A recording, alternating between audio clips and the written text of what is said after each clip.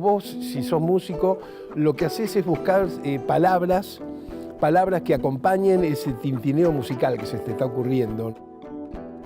Algunas veces alguien ha creído que lo de mi grupo de adolescencia, Los Gatos, se debe a mi nombre Félix, por aquello del gato Félix. Nada que ver. Uno tiene que escribir canciones porque todos tenemos algo para contar en alguna canción.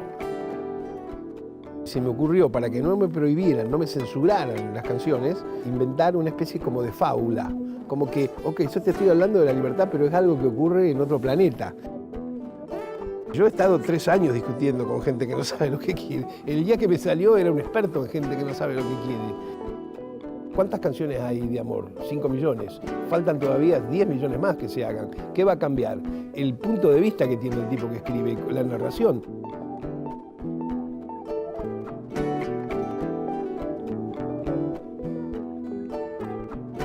Hola, bienvenidos. Gracias como siempre por acompañarnos, por asistir a la clase, por compartirla, por sus comentarios. Hoy debo reconocerles en principio una imposibilidad.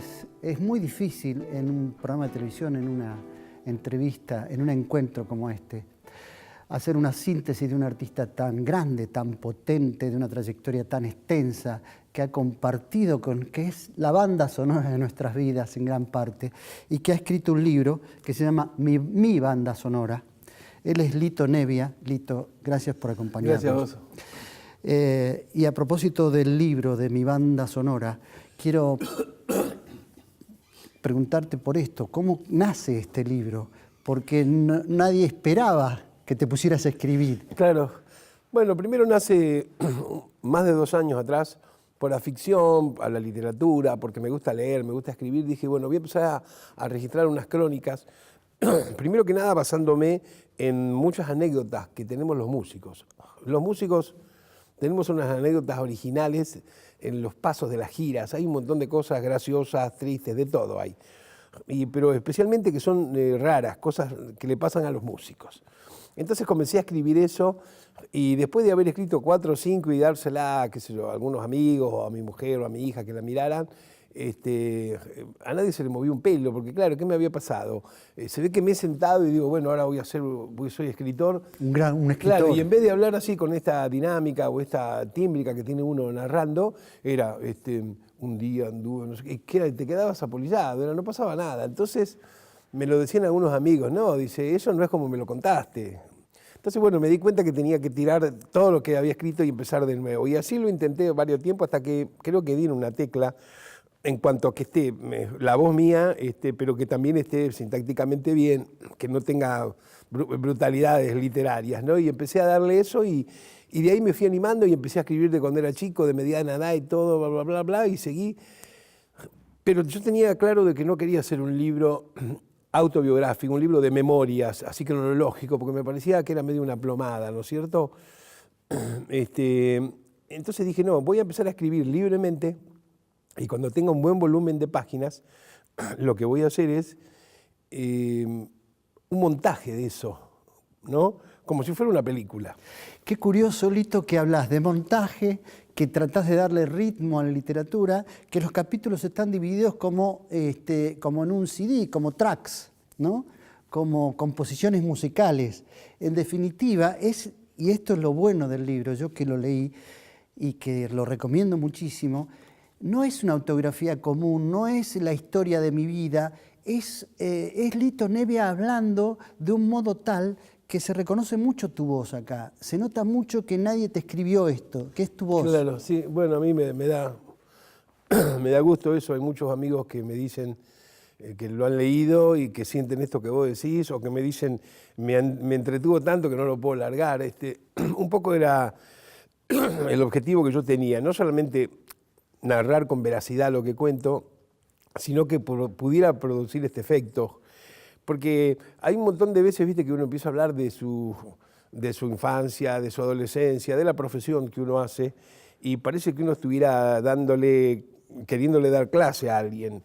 Yo para nada quiero hacer eso, pero también tampoco puedo dejar de darme cuenta de que en la medida que uno va contando algo, alguien lo está leyendo y alguien se puede influenciar o no por lo que uno hace. Por eso me parece que es importante la velocidad con que uno cuente el suceso que le ha pasado. Después, el que lo lee puede tomarlo o dejarlo, es otra historia, ¿no? Porque además están tus aficiones por el cine, además de la música, que es notable cómo ha influido el cine en tu formación. Sí, sí, el cine es una pasión y he tenido la suerte de estar metido en él junto con la música por mis viejos, ¿viste? Bueno, ahí lo cuento en algunos de los capítulos donde hay cosas que parecen narradas hoy en día, parecen exageraciones. Eras un marciano. Claro. Según dice acá, eras el marciano al que subían a los escenarios a los ¿cuántos años? A los 8, sí, 7, 8 años. Y subías esa historia de músicos trashumantes que eran tus padres. Claro. En esa época se usaba mucho, nosotros somos de Rosario, y tocábamos por todos los pueblecitos santafesinos, ¿no es cierto? El trabajo era un trabajo que salía a tracción a sangre, no era como hoy en día que alguien que a lo mejor recién empieza ya tiene DVD, video, láser, tiene todo. No, acá no tenías un carajo, ¿entendés? Lo que tenías era el espectáculo, era como el músico ambulante, por eso digo, como los hermanos Marx.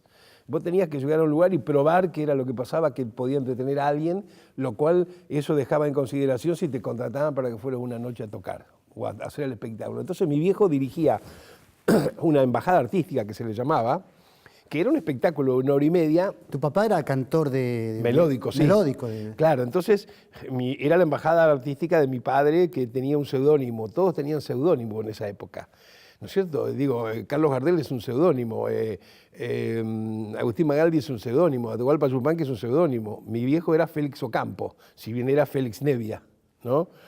Entonces era la embajada artística de Félix Ocampo, donde mi viejo cantaba en un momento 3 o 4 de sus boleros y era el que desarrollaba como el showman. Mi vieja tocaba el piano y cantaba 3 o 4 tangos canción. Iban 3 guitarreros de estos típicos que había en las radios en esa época, orejeros, parrilleros, que estaban todo el día acompañando al que entrara en el tono que le pidieran. Iba el hermano de mi vieja, que era el que tenía el muñeco que hablaba, el ventríloco, ¿no es cierto? Un humorista. Y ese era el show artístico. Como y en un el medio, circo musical. Claro, y en el medio aparecía yo, digo el marciano, porque aparece yo, porque mi viejo con su orgullo presentaba al niñito precoz, que era yo con los pantalones cortos, y cantaba 2 canciones, lo cual siempre, lógicamente, yo antes de subir a tocar empezaba llorando. Lloraba, por ejemplo, 6, 7, 8 horas, ¿no es cierto? Porque me daba vergüenza. Y entonces él me presentaba, claro, una vez que cantaba la primera, la segunda canción, ya medio me afianzaba y ya estaba bien. Pero al otro día venía el otro show y empezaba a llorar otra vez al mediodía, ¿me entendés? Desde el mediodía hasta la hora del show llorabas. Era un nervio total, sí, fue una cosa así siempre lo mío. Que no era, por supuesto, por dolor ni miedo, era de cohibido. Tenía vergüenza, me sentía mal. Yo le decía a mi mamá, cuando estoy cantando están todos mirándome, ¿entendés? ¿Cómo iba a poder cantar así? Tenía que hacer. Por eso cerraba los ojos, ¿no? Claro, porque esto es notable, también lo contás en algún momento del libro. Explicás por qué cantás con los ojos cerrados todavía hoy. Sí, es una cuestión de carácter de cada persona. Yo a veces veo, qué sé yo, cantantes, amigos míos que me gusta cómo cantan, Baglietto, por ejemplo, ¿no es cierto? Y veo a veces, porque pasa por la tele o está en un recital y él puede cantar sonriendo, mirando los ojos de toda la gente que está sentada. Yo no podría hacer eso ni en mi próxima reencarnación. Es una cuestión de carácter de cada uno, es así. Y además vos decís que el aire que te atraviesa lleva el sentimiento de la canción y estás tan metido en eso que no podés pensar en que alguien te está... Podés mirar si alguien... Exactamente, sí. Yo le doy mucha bolilla a esto del aire, pero también porque tuve una formación por mis viejos en cuanto a oxigenación. Oxigenación que más o menos me transmitían o me enseñaban con respecto a sacar un sonido bueno tuyo, original, pero que en realidad la oxigenación tiene que ver con la salud entera de tu cuerpo, ¿no es cierto? Esto de la oxigenación es algo que tiene que ver un poco con cuestiones yogas, si querés, tiene que ver también con foniatría, técnicamente, escolásticamente. Mi madre había estudiado eso. Entonces, bueno, a mí me enseñaban eso y que todo era en base al oxígeno, a la respiración. Después, cuando pasó el tiempo, yo empecé a comprender que un montón de gente que a mí me gusta como cantan y que son muy originales, es porque han logrado sacar el sonido interno que tienen gracias al oxígeno. Quiero decir para que se entienda mejor, por ejemplo, Frank Sinatra, Carlos Gardel, yo Gilberto. La voz que tienen es una voz microfónica, pero el color es por el oxígeno, por cómo ellos manejan los resonadores, esto, y el aire que sale. Y después de la voz humana, el instrumento más parecido para lograr ese efecto es el saxo tenor, John Coltrane, este tipo de cosas. Entonces, esto es una cosa totalmente distinta a una persona que con mucho sentimiento tiene una voz bella y un buen caudal de voz y puede subir y bajar y darle más potencia o no. Esto es otra cosa, no tiene que ver con el caudal de voz. ¿Por qué? Porque la idea es que la voz no es linda. Viste que a veces dicen qué linda voz tiene, no es un traje la voz, ¿no es cierto? Es la voz. ¿Y esa voz de dónde sale? Y además inclusive hay voces, no sé, pienso ahora en Goyeneche. Por ejemplo. Por ejemplo, ¿no?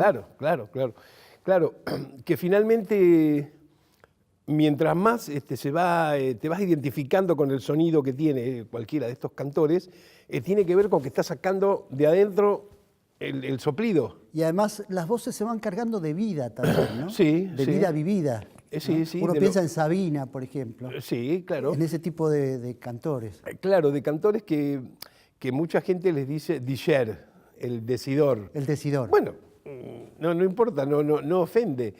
Después de todo se trata de eso, de decir, de cómo uno cuenta una experiencia personal, cómo se la cuenta a otro. Uno se la puede contar así con aire, muy sentimentalmente, o se la puede escribir en una carta también, ¿no es cierto? Pero digamos que en el tema del canto, utilizando el oxígeno, la verdad que es una aproximación muy grande a la cosa emocionante, ¿no?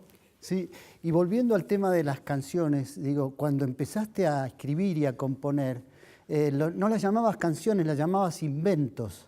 Sí, las llamábamos inventos con mi papá y mi mamá, porque no existía una cantidad de cargos que hay hoy en día técnicos.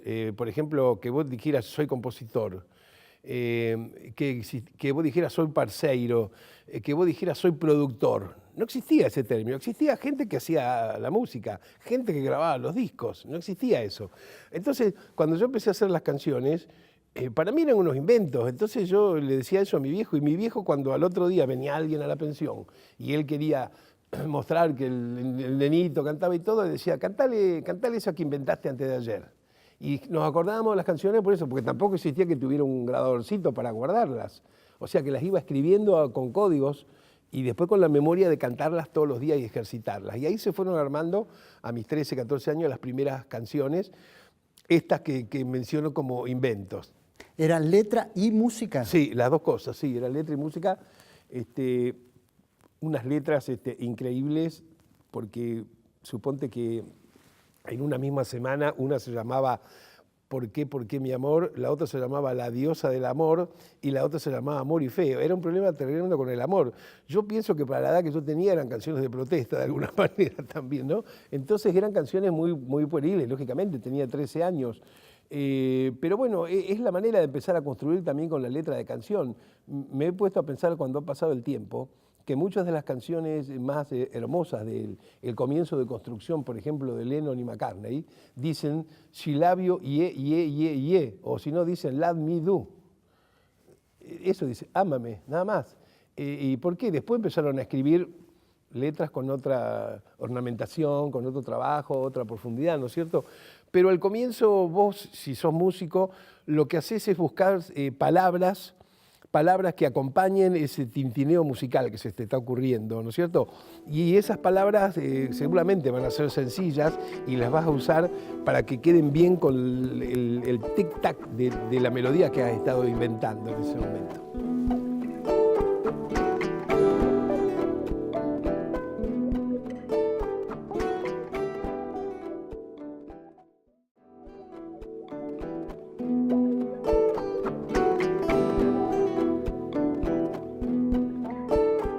Félix Francisco Nevia. ¿Y Lito? Lito es el diminutivo de Félix, porque si no sería Felicito y a mi vieja le pareció que era mejor Felito. Así que me dicen Lito desde los 2 o 3 años, sí. Muy poca gente me ha dicho alguna vez Félix. Algunas veces alguien ha creído que lo de mi grupo de adolescencia, Los Gatos, se debe a mi nombre Félix, por aquello del gato Félix. nada que ver. Félix es el nombre de mi padre también. Félix y el Francisco de mi abuelo. Mis padres son descendientes de piamonteses y andaluces. Y bueno, Nevia es de Piamonte, de Asti.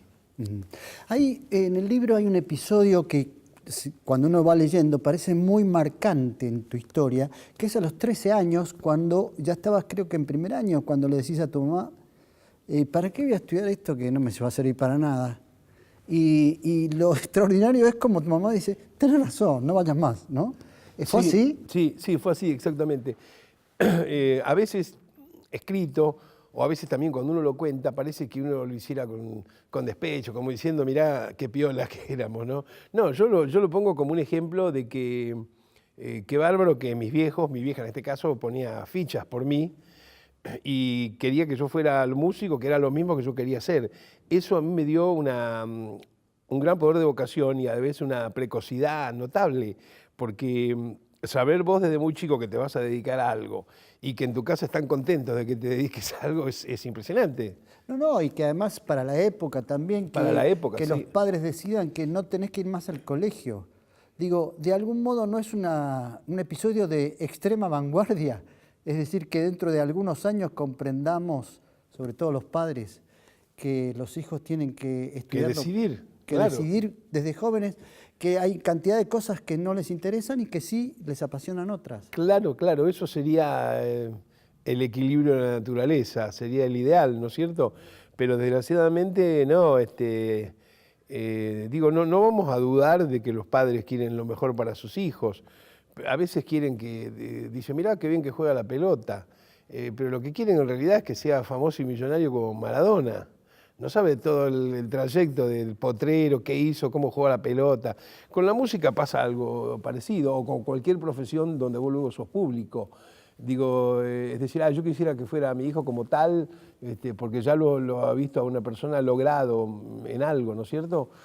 Pero en realidad el tema está en que alguien, cuando no sos nada todavía y que recién empezás, alguien te dé el ok para decir, bueno, está bien, dedícate plenamente a eso. Y eso pasó con mi madre y mi padre, ¿no? Porque el hecho de que no fueras a la escuela formal, no significó que no tuvieras que estudiar. No, al contrario, era para redoblar el paso a esto que yo estaba viviendo paralelamente. Porque yo iba al colegio, me levantaba a las 5:30 de la mañana, ¿no es cierto?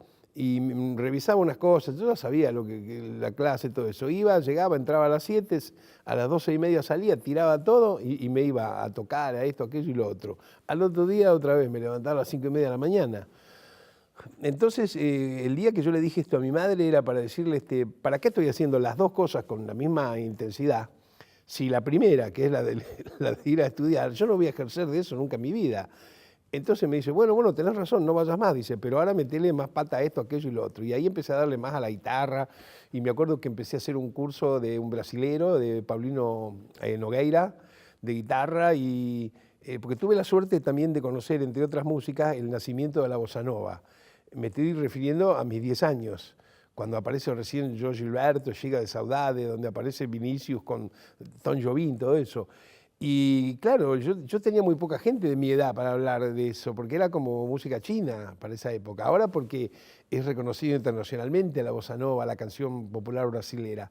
Entonces, bueno, yo me había conseguido ese estudio de Paulino Nogueira y con eso yo estudiaba acordes de paso. Porque de algún modo eras autodidacta. Ajá, exactamente. Porque aunque sí después tuviste maestros. Sí, tuve después la manera más ortodoxa, más para equilibrar un poco los inventos, digamos. Pero al comienzo, sí, yo fui autodidacta.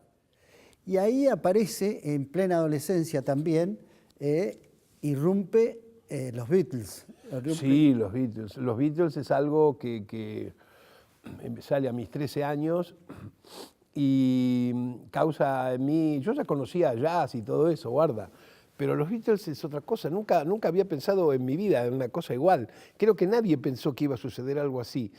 Valga decir, un producto sonoro donde vos oís cómo cantan y diferenciás las voces de los que cantan, oís qué hace el bombo de la batería, oís lo que hace el segundo guitarrista, te das cuenta lo que va haciendo el bajista con sus notas.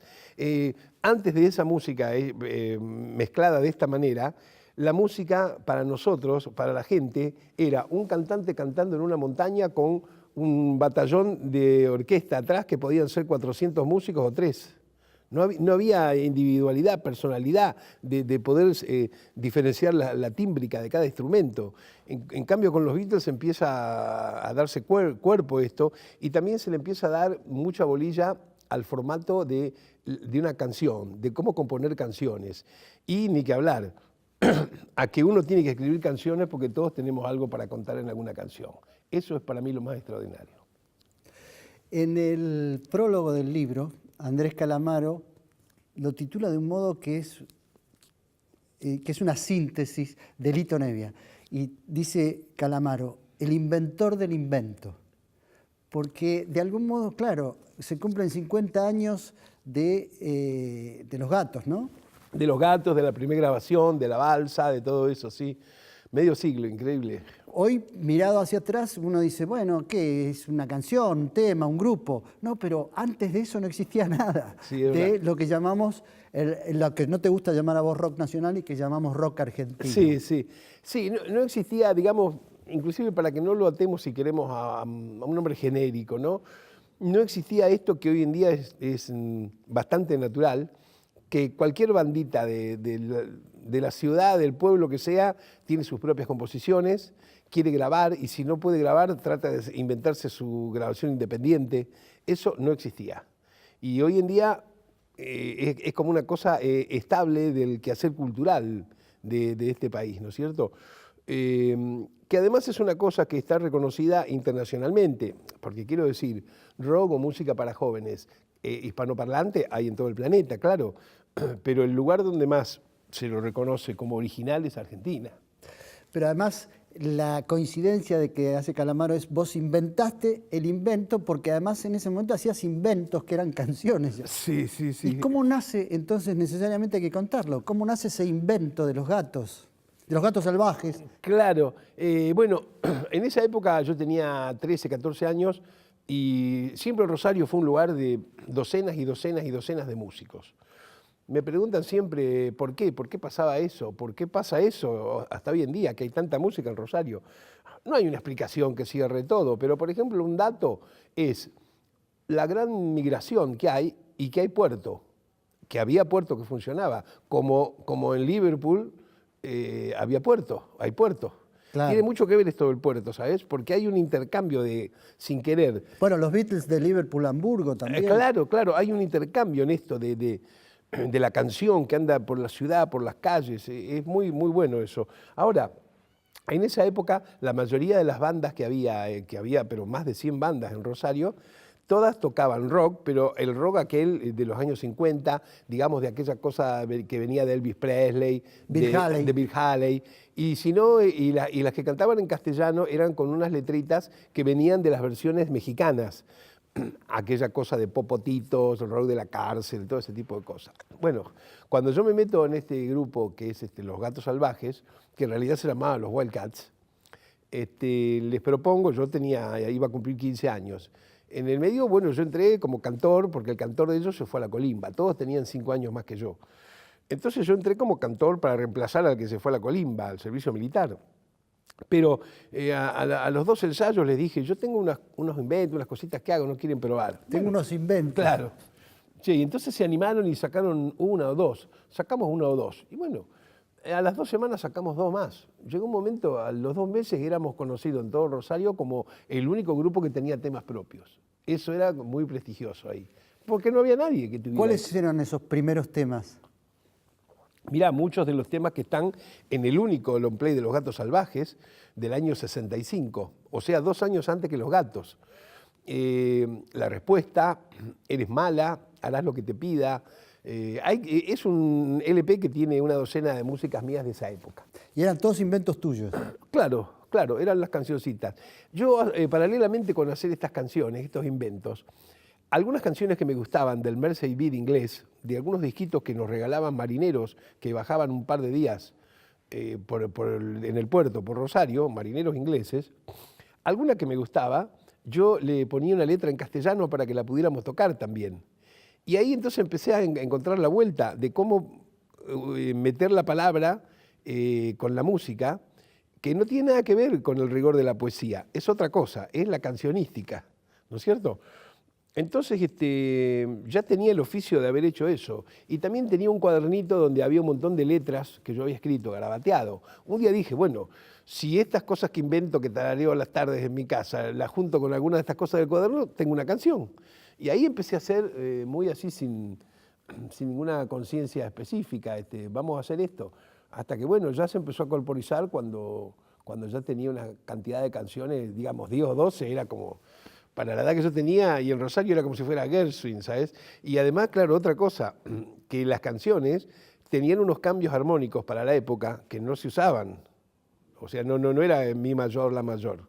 Tenían otras cosas porque yo era también soy obsesionado por el tema de la armonía, de cambiar constantemente mientras yo voy diciendo la línea melódica lo que va pasando abajo. Es una de mis grandes pasiones, ¿no? Y eso también lo descubriste desde muy chiquito, claro, porque claro. Lo intentabas aún sin haber tenido maestros para eso, de composición. Sí, lo fui armando yo de oído hasta que también un día me di cuenta de que muchas de las cosas que inventaba, lógicamente, existían en cualquier lugar de la música, había que estudiarla toda, pero había que ordenarla, ¿no es cierto? Entonces, al comienzo yo muchos de esos acordes le inventaba nombres, hasta que comprendí matemáticamente cuál es el nombre que tiene y que todo tiene que ver con la facultad combinatoria de esas 12 notas y qué pasaba cuando muevo acá, cuando muevo allá. Y ahí empecé, y después empecé a pasarme lo que sabía con la guitarra, me lo empecé a pasar al piano. O sea que un poco mi desarrollo para los dos instrumentos empezar a tocar han sido sobre la base de que paralelamente estaba componiendo, lo cual me lo hacía muy seductor, muy entretenido. No era que tenía que venir de dar una clase de 20 lecciones para recién componer. No, yo poder estudiar era desmenuzar un poco lo que había inventado, ¿no es cierto? Y bueno, y eso fue hasta que después que pasó 3, 4 años, ya ahí empecé a darle más técnicamente a los dos instrumentos y empecé también a improvisar mucho, porque soy amante del tema de la improvisación y eso, ¿no?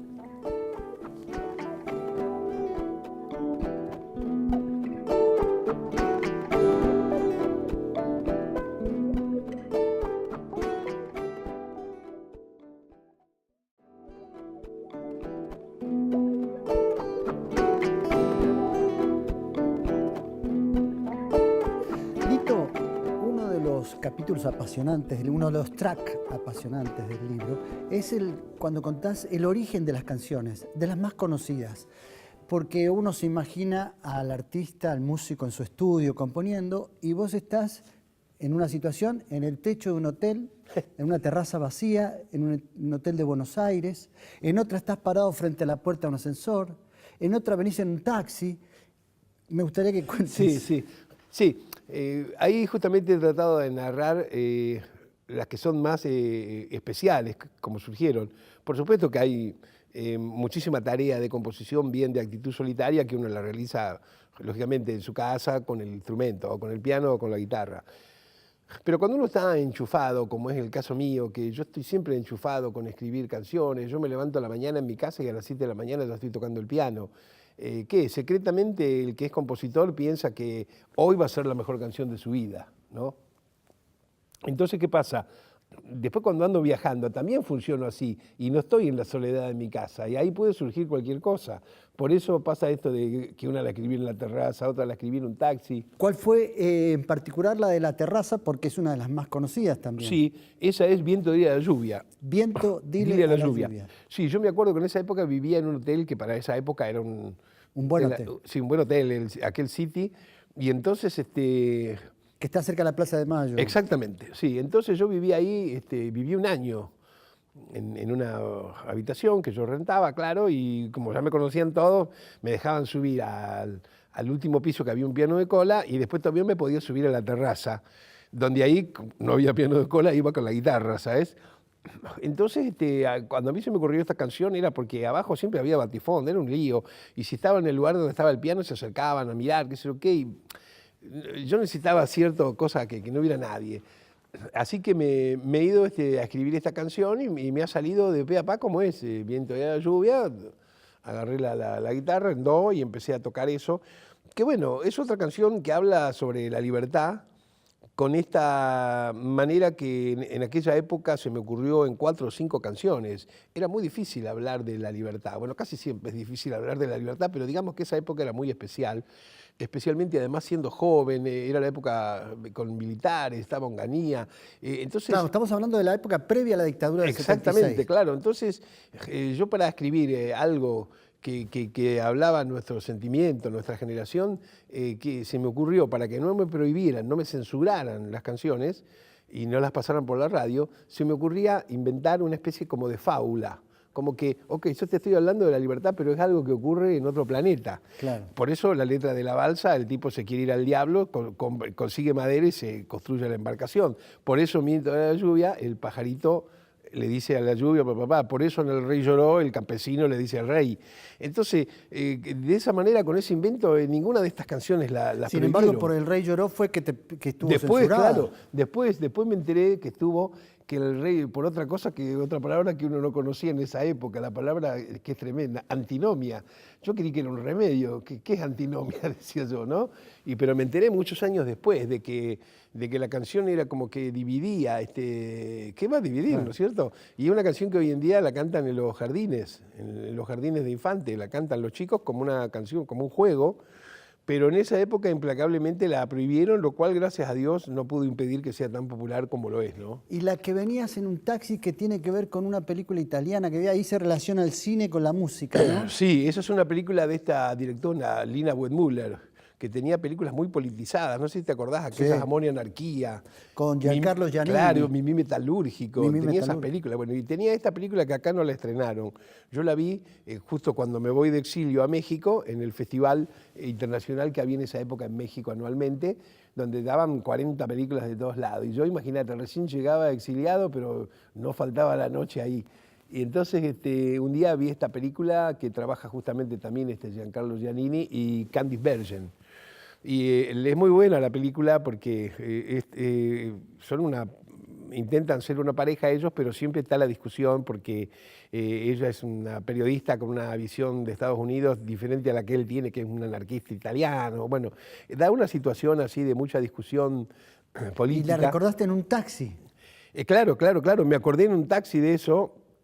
Y lo más lindo que me acordé cómo termina la película, que termina que se abrazan, no sé qué, y está lloviendo. Entonces en ese momento, digo esto, a mí me hizo armar la frase de la canción, ¿me entendés? Y después, claro, digo, ¿cómo hago para explicarle a alguien que todo esto que te estoy contando a vos, que vi la película, que ahora, y cómo se llama el título de esta canción? Digo, bueno, me bajé del taxi, se llama Recuerdo en un taxi, les puse eso. Pero en realidad es una canción que habla de un desencuentro amoroso que tiene una pareja, ¿no? Y que termina en un abrazo. Exactamente. Pasa eso en la Y película. que la canción habla de, dice la frase de la canción más recordada es, me interesa hasta tu desencuentro, ¿no? No, eso lo dice por Argentina, Nueva Samba para mi tierra. Samba para mi tierra. Tenés razón, sí. No, pero hay algo que dice parecido, me interesa tu desencuentro. Cuando empieza a llover, dice, pero una noche llovió y nos dio miedo a los dos, dice. Digo, están discutiendo, pero en el momento que llueve son amigos, ¿no? Claro. Esa es la metáfora de la... Y después está la de frente a la puerta del ascensor. ¿Cómo puede ocurrirse una canción esperando un ascensor? Sí, no sé. ¿Qué sé yo? No sé. Y también se te dio el caso de canciones que fueron así, automáticas, que salieron... Sí, hay algunas canciones que me ha salido la letra y la música como si me lo dictara alguien en el instante. Es decir, por ejemplo, Solo se trata de vivir. Por ejemplo, la canción dedicada a cuando lo matan a John Lennon, para John. O por ejemplo, No importa la razón, esas canciones, a mí yo las hice en el mismo tiempo que dura la canción. Me salió todo seguido, la armonía, la letra, la música, todo. Y qué curioso que esas canciones tan automáticas en el nacimiento sean de pronto las más conocidas de tu repertorio. Sí, eso lo he observado. Es como que son no directas ya, son... ¿Y por qué ocurre ese fenómeno? Porque puede salir así directo, pero que viene acumulándose. Sí, yo creo que es acumulado. una acumulación. Lo que pasa es que uno tiene que esperar el momento en que parece que tiene el ok, digamos, la licencia para que salga eso. Yo muchas veces me doy cuenta que hay, especialmente en las letras, hay algunas de muchas canciones mías, que lo que yo digo en la letra, por ejemplo, no sé, gente que no sabe lo que quiere, una canción, yo he estado 3 años discutiendo con gente que no sabe lo que quiere. El día que me salió era un experto en gente que no sabe lo que quiere, ¿entendés? Y me salió en cuánto, en 3 minutos la canción. Gente que no sabe lo que quiere y que a veces dice que te quiere. Esa. Y también es extraordinario cómo, a propósito del libro, uno se entera que canciones que canta todo el mundo todavía hoy, como por ejemplo Solo se trata de vivir, y que tiene más de 200 versiones, ¿no?, en todo el mundo, nació en México. Sí, nació en México. Y se grabó en Estados Unidos. Y se grabó en Estados Unidos. Nació en México, ahora lo tengo muy fresco, esto fue en octubre de 1979, en una casa de estudiantes que yo paré en el Bajío de México, en San Luis Potosí. Paré ahí para descansar, que al otro día, a 100 y pico de kilómetros, yo me presentaba en un teatrito chiquito de una universidad de Aguascalientes.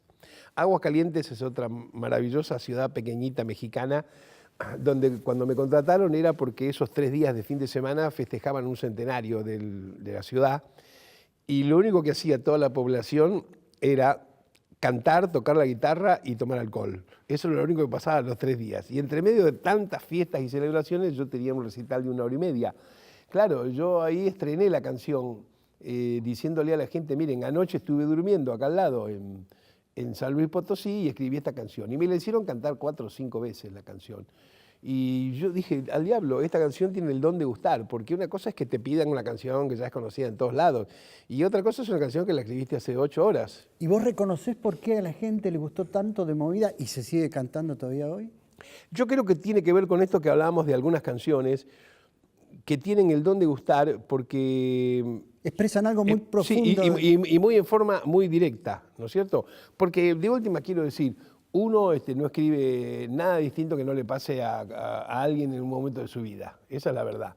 Ahora, lo que te hace diferenciar, ¿cuántas canciones hay de amor? 5 millones. Faltan todavía 10 millones más que se hagan. ¿Qué va a cambiar? El punto de vista que tiene el tipo que escribe, la narración. El tema básico del amor va a ser siempre el mismo, es el amor, ¿ok? Entonces yo creo que esta canción habla de una pérdida, de un sentimiento, y creo que por eso tanta gente lo asocia, sin la necesidad de que haya tenido que vivir exactamente lo que a mí me pasó, ponerle esa semana para escribir esta canción, ¿no es cierto? Eso es lo que yo creo con las canciones, creo que son, y además mientras va pasando el tiempo, ocurre más porque me sigo encontrando gente con alguna de esas canciones que te dicen, bueno, que mirá que yo tengo más de 1000 y pico de canciones escritas, pero no se trata de la cantidad.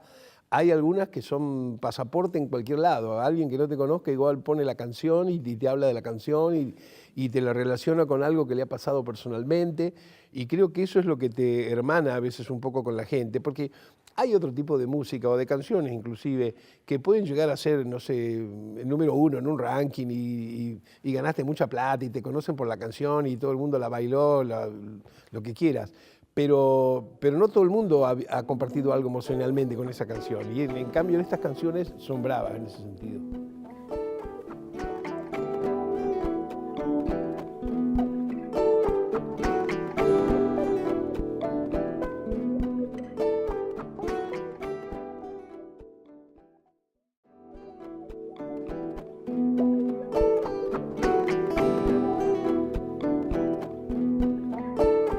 Lito, hablando de canciones, ¿cómo te llevas con la balsa? ¿Te reconciliaste? ¿En algún momento te molestaba que todo el mundo hablara de la balsa?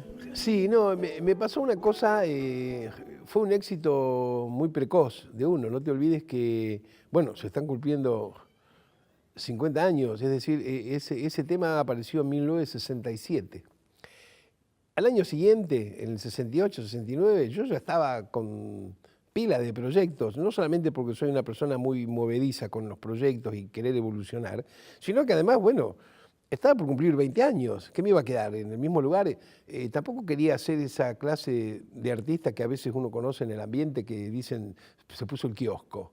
Yo no quería hacer eso, entonces lo primero que se me ocurrió era salir con música nueva, sabiendo el riesgo de que mucha gente la iba a rechazar, esa música nueva, porque era lógicamente un poco más compleja armónicamente, con un cierto refinamiento artístico mayor, y no cantar las canciones que me habían dado tanto éxito en esos últimos 2 años. Bueno, claro, imagínate, la mayoría de los lugares que yo iba a tocar y me pedían la balsa, esto y lo otro, y yo no les tocaba todas canciones nuevas que encima eran más quilombera y no sé qué. Algunos me insultaban, otros decían que era un ogro que rechazaba mi pasado. Mirá, ¿qué voy a rechazar el pasado? La cuestión que hasta mis 30 años me la pasé grabando y haciendo una cantidad de cuestiones experimentales que están en mi discografía, pero te estoy hablando de una veintena de álbumes donde hay obras largas, cortas, suite, cosas con orquesta, improvisaciones, free jazz, brasilero, lo que quieras, incursiones con la rítmica del folclore. Cuando terminé de hacer todo eso, que además coincide un poco con que me voy al exilio a mis 30 años y sigo allá durante 4 años haciendo otras cosas, yo me calmé, dije, bueno, yo no tengo que demostrarle nada a nadie, yo estoy contento, yo ahora puedo cantar la canción que ustedes me pidan. Happy Birthday, Happy Birthday, la balsa, no tengo problema. Y es lo que hago en los últimos años, donde mezclo canciones de todas las épocas de mi composición, donde por supuesto toco en un recital de 2 horas las 3 o 4 que más conoce todo el mundo, que son Solo se trata de vivir, que son la balsa, Viento y de lluvia, todo eso, y les explico a través de otras 15, 18 músicas que no se conocen tanto, cómo se ha desarrollado mi composición. Hay un tract del libro en el que te dedicas especialmente a contestar rumores y polémicas que se han creado, por ejemplo, alrededor de la creación de la balsa. Concretamente, contás cómo fue el momento y qué pasó. Fue bueno, contalo vos. No, sí, esto ocurrió en un baño porque estábamos en este lugar, la Perla de Once, que ya no existe más, ahora hay una pizzería, y que nunca fue tampoco un lugar de tocar. Era un lugar donde el único que quedaba abierto por Once. Cuando terminábamos de tocar nosotros, que todavía no éramos los Gatos como nombre, pero éramos los que teníamos el trabajo de la cueva de Purredón, y con eso vivíamos para pagar una pensión, una pieza donde dormíamos 7. Entonces queríamos ir a tomar un café con leche, algo, y si andabas mucho por la calle caminando, por lo general te llevaban preso, por el aspecto, por el pelo largo, por vagancia, porque qué estás haciendo, qué no estás haciendo. Entonces el único refugio era poder ir corriendo, esto quedaba en Purredón y Juncal, ir corriendo hasta Rivadavia, que el único que estaba abierto era la Perla. ¿Por qué? Porque estaba abierto porque ahí pernoctaban los estudiantes en las épocas de exámenes. Y entonces vos entrabas y era como una biblioteca pública, no podías hacer ningún ruido ni nada. Y ahí fueron al baño porque no molestar. Claro, y entonces ahí me mostró Tanguito el comienzo y yo hice todo el resto de la canción. Y Tanguito tenía esa frase, estoy muy solo y triste. Estoy muy solo y triste acá en este mundo de mierda. En este mundo de mierda, y vos inmediatamente le cambiaste.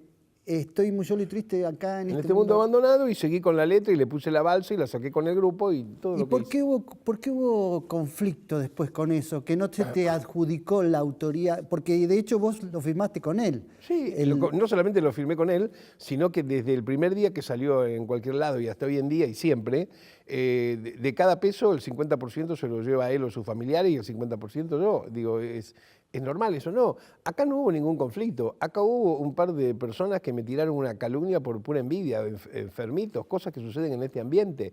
Esto es así. Y también pasó por eso lo cuento ahí, ¿no es cierto? Claro. No, pero está bien que se cierre ahí con tu versión, con tu historia, cómo fueron los hechos. Y también pasó con la película Tango Feroz, ¿no? Claro, sí, pasó lo mismo, que me vinieron a ofrecer, vino el director a ofrecerme, me dio el libro, y el libro era apócrifo. Entonces le digo, mira, yo no quiero aparecer como un protagónico en una película de algo que yo estuve ahí y no fue así. Y él me empezó a decir, no, pero yo no puedo suspender la filmación porque ya tenemos el ok del préstamo extranjero. Entonces le digo, no, pero no me interesa, digo, una parte de mi vida, ¿por qué voy a poner una cosa mal? Hacela sin mí, a mí no me necesitas. Y entonces él comete el error de decirme, ¿de cuánta plata estamos hablando? Entonces, bueno, lo mandé al diablo y se terminó, ¿no? Sí, eso te pasó también cuando fuiste a pedir un préstamo para Melopea, para la productora. Sí, que le digo a un tipo... Pues también otra historia buena del libro, ¿no? Sí, que me da gracia porque digo, una de las primeras cosas que yo quería sacar con Melopea, que recién empezábamos tímidamente, era una grabación que habíamos compaginado con Manolo Juárez sobre un recital en vivo del divino Cucho y Leguizamón, que adoramos, ¿no? Y bueno, y entonces teníamos que conseguir unos mangos, algo, porque encima era una compañía nueva, el invento, o sea, Melopea. Ahora. Otro invento. Claro, che, entonces voy a hablar a uno que me acuerdo que... Un banco que tenía... Cuenta Cultura. Cuenta Cultura. Se llamaba Cuenta Cultura, encima que cara dura. Entonces cuando yo voy y le digo al tipo, le digo, mire, quiero ser esto y le explico lo que te acabo de decir a vos, me dice, pibe, dice, en una palabra, dice, vos no querés ganar un mango, ¿no? Así me dice el tío, ¿no? El jefe de Cultura. Dice, porque me venís a hablar de este Pucci Leguizamón, qué sé yo quién Pucci. es. Sí, así directamente. No, por eso te quiero decir. El tipo manejaba la Cuenta Cultura. Claro. Che, está bueno poder acordarse de estas cosas así, riéndose. Porque, fíjate, no han evitado, no han parado obras y cosas que se pueden hacer en este país hermoso, ¿no? No, y además está bueno recordar que como la creación del invento de Melopea, ¿cuántos discos editó Melopea? Ahora vamos por unos 600. 600. Y en además, 28 años. En 28 años. Un sello independiente que además ha dado oportunidad de grabar a gente que ya casi no grababa. El caso de Goyeneche. Goyeneche, Suma Paz. Tito Reyes. Tito Reyes, el dúo salteño. Y tenés grabaciones ahí de un valor testimonial que si no hubiera sido por Melopea, nadie hubiera registrado, nadie hubiera guardado. Sí, se hubieran extraviado posiblemente, sí, sí. Y también te acusaron por eso, ¿no? Porque en parte aclarás en el libro, te acusaron por ser productor independiente o querer ser... Claro, porque viste cómo es esto, cuando a veces el ambiente está tan convulsionado que si vos haces una cosa por vocación, por nobleza, dicen algo atrás tiene que haber acá. ¿Entendés? Cada vez más. Es como si sos músico, también decís, y haces muchas canciones, claro. Te dicen no puede contener... Claro, claro. Es porque quiere tener muchas canciones ensadas ahí. Claro. Claro. Y si haces pocas, te dicen, no le da para hacer más. Claro. Pero digo, esa roñosidad es inherente a alguna clase de seres humanos. Es así. Hay que en el libro también, convivir, digo, ¿no? es muy recomendable, sobre todo para los jóvenes que quieren ser músicos y que trabajan alrededor de la música, pero también por el contexto social, porque hablas inclusive de los desencuentros que tenemos como sociedad, ¿no? Sí, hablo mucho de eso, esta cosa de la inflación de la palabra, ¿no? Que hay sobre todo, no solamente sobre el deporte, el arte en general, la política, ni que hablar. Está bravo eso, ¿no? Hay que tener un temperamento y además porque hay una facilidad, ¿no es cierto?, para opinar. Por ejemplo, ¿viste cómo es? Que si viene un tipo que no sabe de mi música hace 10 años, por lo que sea, porque no le gusta o porque no la escuchó, y se entera que tengo $1000 en el bolsillo, dice, lo vi, se lo están comiendo los piojos. Y si en cambio tengo 3000, dice, la está cazando con pala. Es una locura ese tipo de pensamiento, ¿no? Pero además se nota en todos los ámbitos sociales, políticos, futbolísticos, las divisiones, el desencuentro. Sí, y cada vez más los comentarios hacia una persona están relacionados con el billete. Es un aburrimiento, la verdad. Porque después es bárbaro que el que tiene mucha plata que la tenga, el que no, ojalá que la consiga, pero no se puede estar todo el día, ¿no es cierto?, pensando en... Y menos si tenés pretensiones de artista. Bueno, ni que hablar, ni que hablar. Uno pensaría que en una profesión tan noble, tan espiritual, con el arte, como es la música, ese tipo de cosas mermaría, no existiría. Y sin embargo, no, está bravo, está muy bravo. Y en síntesis, Lito, cuando ves tu libro publicado, si fueras un lector de tu propio libro, pensarías del autor, qué buena vida tuvo este hombre, ¿no? Sí, no, yo estoy contento. Ahí justamente... Cuando lo terminé de escribir y ya lo vi publicado, me di cuenta que si tomo el libro como maqueta y empiezo a abrir submundos que hay de cada anécdota, puedo hacer el lado B del libro, puedo hacer otro libro. Por eso quizá se termina diciendo el libro y figura como subtítulo La vida es un encuentro. Es decir, es como prometiendo, no digo que es que voy a sacar dentro de 3 meses otro libro, pero digo que hay mucho para hablar, para desenrollar, ¿no es cierto? Eso es lo que yo creo y... Bueno, pero estoy contento, creo que lo que hice hasta ahora, los comentarios son de entretenimiento, agradables, y además creo que también hay otra cosa que la acerté, y es que a pesar que hablo mucho de cine y de música, pude eludir una terminología técnica que a lo mejor no entendiera alguien que no sabe tanto ni de cine ni de música. De nuestra parte, Lito, lo que nosotros tenemos que agradecer es por este encuentro y por haber sido también la banda sonora de nuestras vidas. Bueno, un abrazo grande y saludo a todos. Gracias, Lito. Gracias a vos.